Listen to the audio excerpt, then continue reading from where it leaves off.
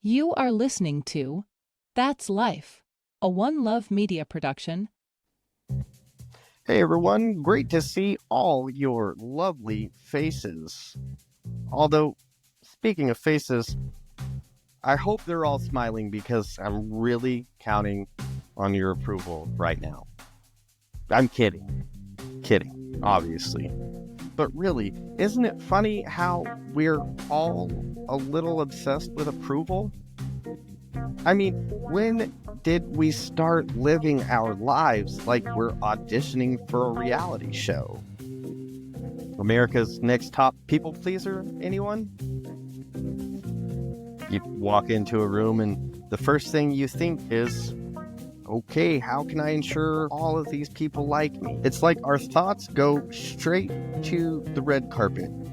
What outfit screams, I'm cool, but also super relatable? And let's talk about social media. You post a picture and within minutes you're like, okay, let's see. Grandma liked it. My cousin who thinks avocado toast is a food group liked it. My frenemies? Nah, not yet. So I'm gonna have to start crafting a strategy. Maybe I should post a picture of my cat. Everyone loves cats, right? You know, I've realized that seeking approval is a lot like attending a family reunion. You're in a big room with people who love you, but half of them are still trying to figure out if they should mention that awkward phase you went through in middle school, lovingly calling it the year of the bowl cut. And suddenly, you're 12 again, and your self-esteem is hanging on by a thread. You're at the family dinner and secretly terrified of the, so when are you getting married? question. As if being single is an Olympic sport and you've just failed to win a medal. And then there's your uncle. You know the one. He's like, so, what do you do again? You take a breath and say, well, I'm a podcaster. And he looks at you like you just told him you trained squirrels to perform Shakespeare. And let's be honest, that's probably way cooler than his job. But he goes ahead and says, you know, back in my day, we had jobs with titles that made sense. Dude, your job involves more flannel shirts than logic. Let's not get into it. But seriously, all that pressure to gain everyone's approval, it's exhausting. I mean, do we really think we can please everyone? I'm going to tell you right now, puppies can't please everyone, and they're puppies. Why on earth do we think we can please everyone? Sooner or later, you realize life is too short to worry about the opinions of that one guy who sneezes twice at the same time. What does he even know?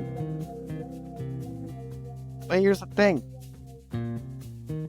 When you finally let it go, when you stop seeking approval, oh, it is liberating. Your inner voice starts saying, why am I wasting this beautiful life asking for permission to be me? Suddenly, instead of worrying about the side eye from Aunt Linda at Thanksgiving, you're throwing your hands in the air saying, you don't like my cranberry casserole?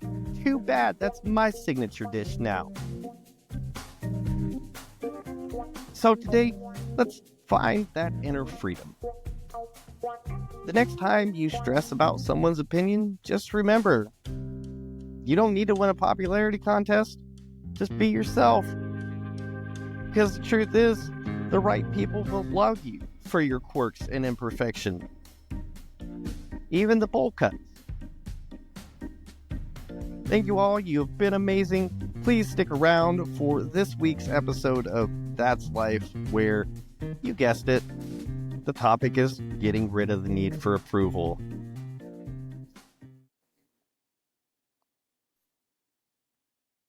Hey everyone, welcome back to That's Life. I'm your host, Kyle Fields, and today we're tackling something that's been messing with people since the dawn of time. The need for approval. Now, I don't know about you, but I was practically born a people pleaser. If there is a gold medal for worrying about what other people think, I'd have at least 3 by now, and I'd definitely use them to create a glittering trophy for most likely to apologize for existing. Just picture me on podium, all decked out with medals, trying to explain why my life motto is, sorry to bother you. But here's the problem. Living for approval means dying under the weight of expectations. And let's be real. Half the people we're trying to impress don't even know what they're doing either. Seriously, have you seen the number of people who step on the wrong side of the escalator? Yeah. I'd trust their opinion just as much as I'd trust a cat to watch a dog's bowl of food. So today, we're breaking down why we're wired to seek approval. Because guess what? It's not your fault, and I'll give you that one. Also, we will talk about what the Bible says about living for people versus living for God. And finally, go over some real steps to finally stop caring about what doesn't matter and start living for what does. So, if you've ever caught yourself stressing over someone else's opinion, biting your tongue to keep the peace, or feeling like you have to be liked to be worthy, this episode is for you. Let's dive in. All right, let's start with the science, shall we? Humans are hardwired to want approval. Back in the caveman days, if your tribe didn't like you, you were pretty much out of luck. No food, no shelter, and no one to save you when the saber-toothed tiger rolled up to crash your dinner party. Imagine hosting a lovely, fire-cooked meal only to find yourself as the main course. And just for the record, those prehistoric saber-tooths didn't give a thumbs up for your effort. So yeah, your brain learned early on that rejection equals danger. Fast forward to today, and while we don't have to worry about literal tigers, we still panic at the thought of people not liking us. We've traded in our rusty spears for social media likes, which, if you think about it, is also a little dangerous. Especially if you have an embarrassing amount of pictures of your dinner on IG. Yeah, I'm talking to you guys. But here's the thing. No one's universally liked. I mean, even puppies have haters. Think about that. Someone out there in the world, some evil degenerate, has looked at a golden retriever puppy and thought, nah, that ain't for me. For the record, those people should burn in hell. But if puppies can't win everyone over, what makes us think we can't? We're all just doing our best in a society that's tougher than a toddler getting upset about having broccoli on their plate.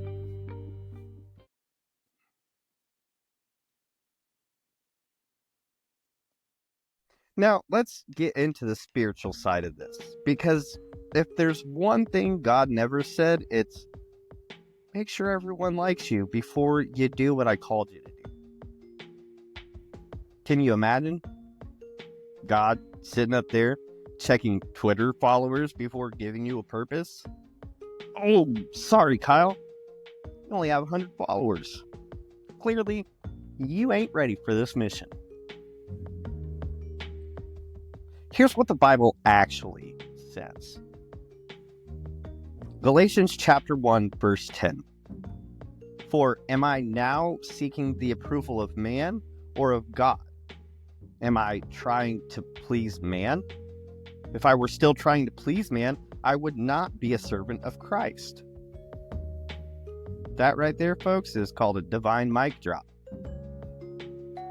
Or how about Proverbs chapter 29, verse 25?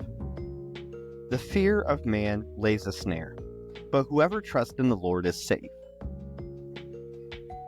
Translation: worrying about what others think is about as useful as an umbrella in a hurricane. Or to throw it back for you older folks, as useless as a screen door on a submarine.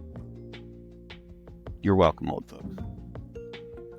Or how about Colossians chapter 3, verse 23?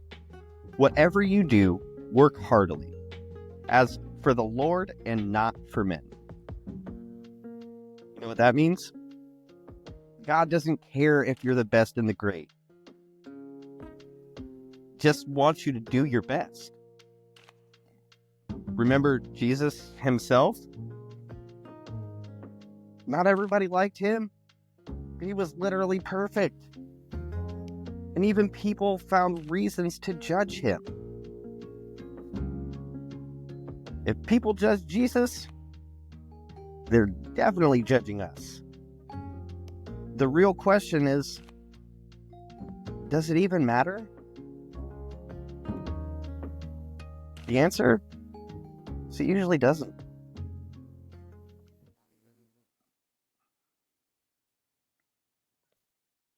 All right, now that we know approval seeking is normal but not necessary, let's actually break down how to free from it.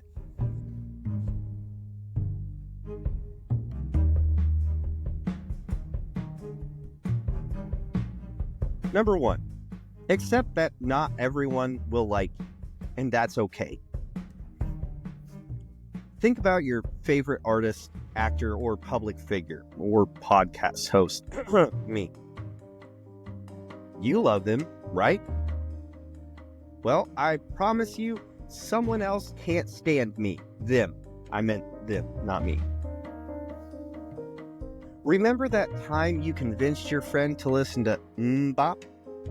And they were like, I think I'll pass. Yeah, it's like that.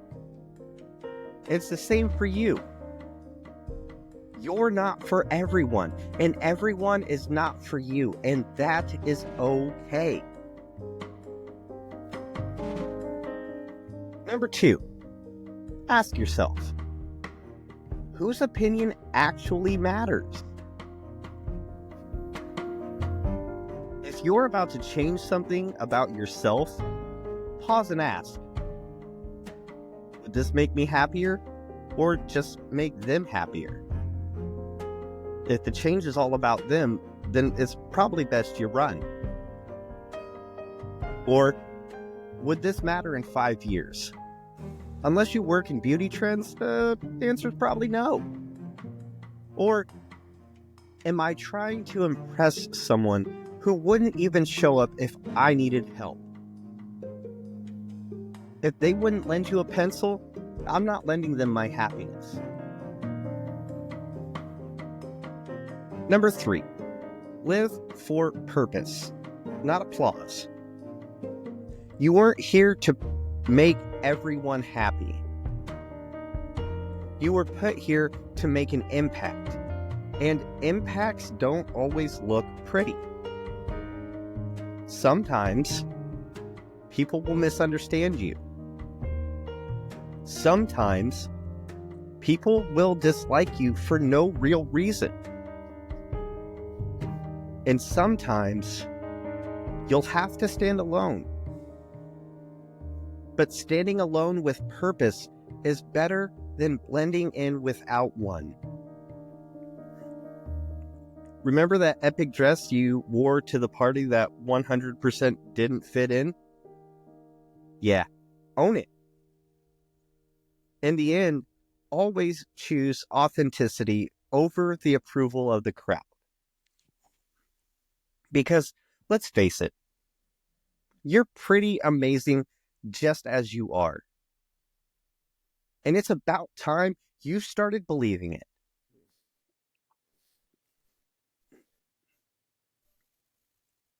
Listen, life is too short to waste it on trying to be liked by people who don't even know what they want for themselves. So here's my challenge to you this week.